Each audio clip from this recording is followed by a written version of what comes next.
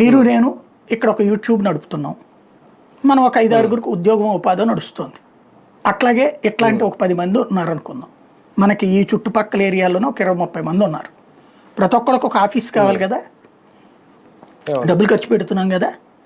అదేదో అమరావతిలో అదేది మీడియా సిటీ అన్నారు కదా, అది ముందు డిసైడ్ చేసి ఇదిగో అయ్యా మీకు అందరికీ తలా 10 లక్షలకి ఎకరం ఇస్తాం అని మనకి చెప్పారనుకోండి, మనం అక్కడికి వెళ్తాం, ఇండస్ట్రీ పెట్టుకుంటాం, అక్కడ ఆఫీస్ పెట్టుకుంటాం, అప్పుడు మన ఇళ్ళు అక్కడే పెడతాం.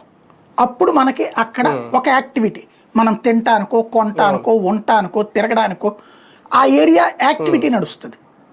ఇక్కడ అది ఏమైనా చేసిందే ప్రభుత్వం? ఏమైనా చేసింది? అది అసలు రైతుల రిటర్నబుల్ ప్లాట్లే పేపర్ మీద ఉన్నాయి, చేతికి ఇవ్వాల. ఎందుకు ఇవ్వలేదు? అసలు సమస్య ఉంది ఇప్పుడు అక్కడ. ఏంటది? ప్రపంచ బ్యాంకు ఏడీబీ పెట్టిన షరత ఏంటి? ముందు మిగతా అన్ని కట్టే కంటే ముందు ఫస్ట్ మీరు వరద ముంపు నివారణ చర్యలు చేపట్టండి అని చెప్పింది.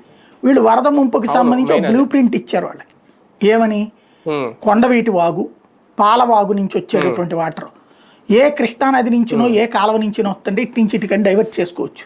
వాగులో నుంచి వచ్చే నీటికి ఎక్కడ కంట్రోల్ ఉంటుంది?